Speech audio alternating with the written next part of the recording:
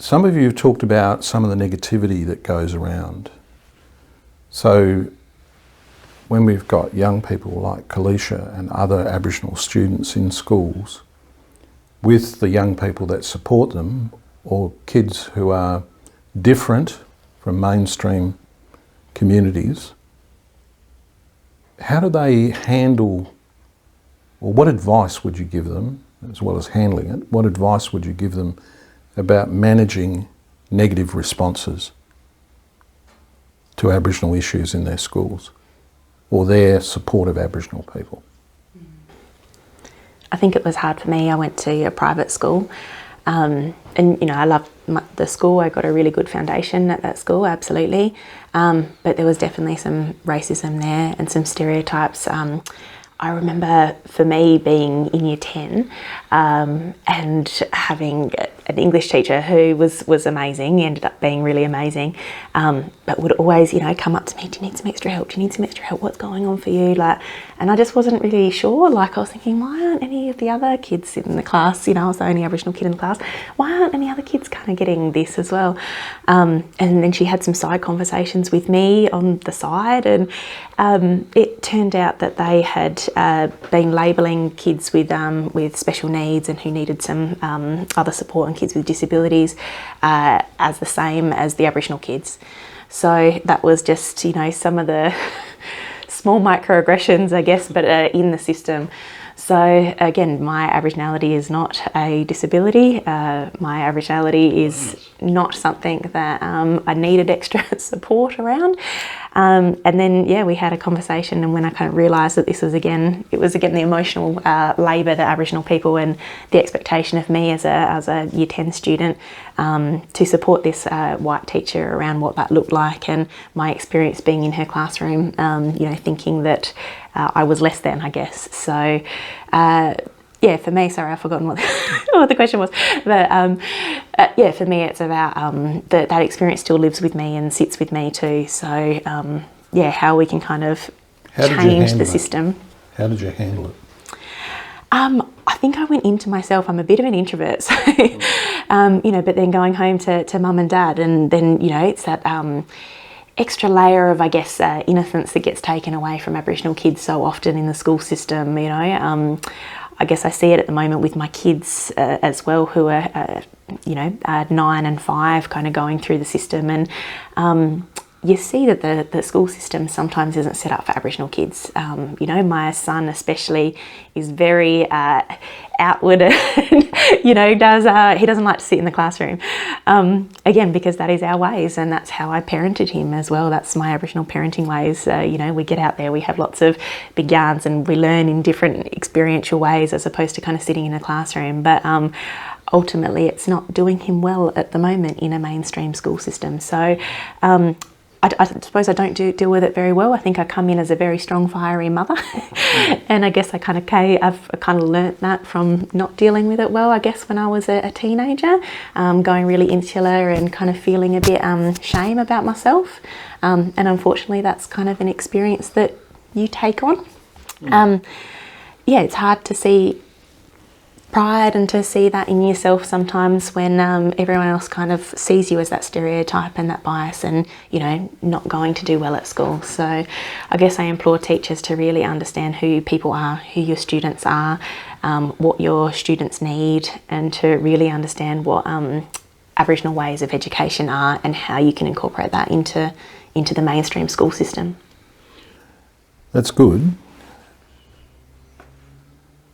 What about, though, I'm a non-Aboriginal student in a school. I want to support being brave. I want to support bringing about change. I want to talk to people who may not hold the same passion that I do. What tools can that student bring to the table that's going to help them express their view and try and get people around the table to understand our point of view? So I'm talking not necessarily about us as Aboriginal people, I'm talking about what advice, because we're not talking here to a majority of Aboriginal students sitting there, there's many, many students from different cultural backgrounds, but how do they tool up, using a tradesman's term, how do they tool up to be able to put this all together and be able to come forward and support Aboriginal people, even though they've got a negative or indifferent view from their compatriots? I might turn to you, Khyeesha, you might be able to. I think it's all about speaking up and standing out, like in the sense of you're not really gonna learn anything if you don't put in the work yourself. So I think it's always good to constantly, like you said before, constantly ask questions, come up to us, have a conversation, because that's probably the best way to learn, is learning from someone who is from that background. I think it's also about doing your own research as well, seeing what you can do to make a difference, and how you can support others as well. Beautiful. Tamaru, you go into schools, you talk to lots of people, and we were talking before about some of your experiences. How do you work with those non-Aboriginal students to be able to get them to do what we're saying in Reconciliation Week 2022, be brave, try and bring about change, even though you've got a lot of negative forces around you? I encourage schools to do environmental leaders and look at bush tucker and plantings of plants, how Aboriginal people used to manage country. You know, we talk about fire stick farming, we talk about our native foods. So I like pies, and I also do pie charts with schools. And most times in a garden, I will do a normal tomato plant and I'll do a bush tomato plant, and I'll give it a litre of water for your tomato plant and a litre of water for bush tomato plant, and we see how much water is needed to make that tree grow and produce fruit. So the normal tomato plant will need 2 litres of water to grow 6 tomatoes full of water, whereas a bush tomato plant will grow 12 tomatoes, we only need half a litre of water. So which would you grow? Let's look at why Aboriginal people have native foods and why it's better. Our food's full of flavour and small, your food's full of water. So let's look at the environmental aspects.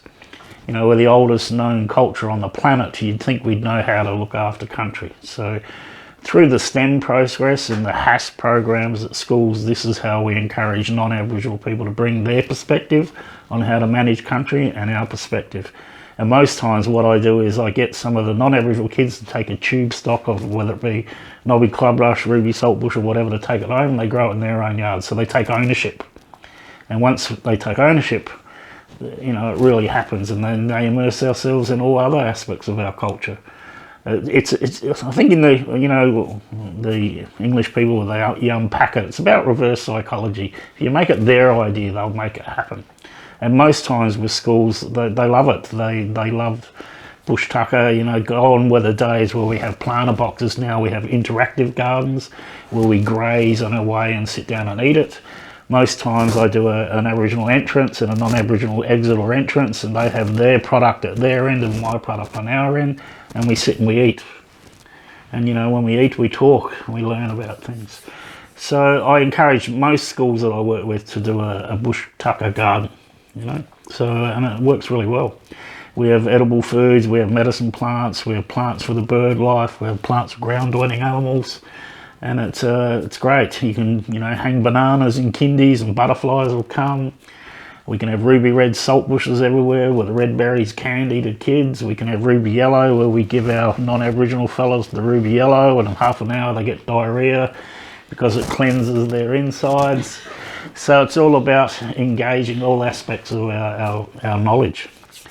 And it's, you know, I myself cook fish in the ground in clay. And we cook a whole fish in clay, wrap it like a pasty, whack it with a stick.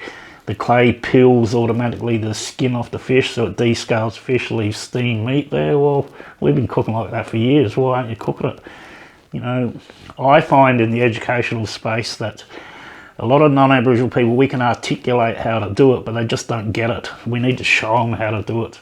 And once you show them how to do it, they immerse themselves in the culture. So it's you know, that's the way I like to get in there with them. Yeah. Now, Frank, what would you advise students to do who might be wanting to support the cause of Aboriginal people but are confronted with negative views around them? How would you tell them to handle that?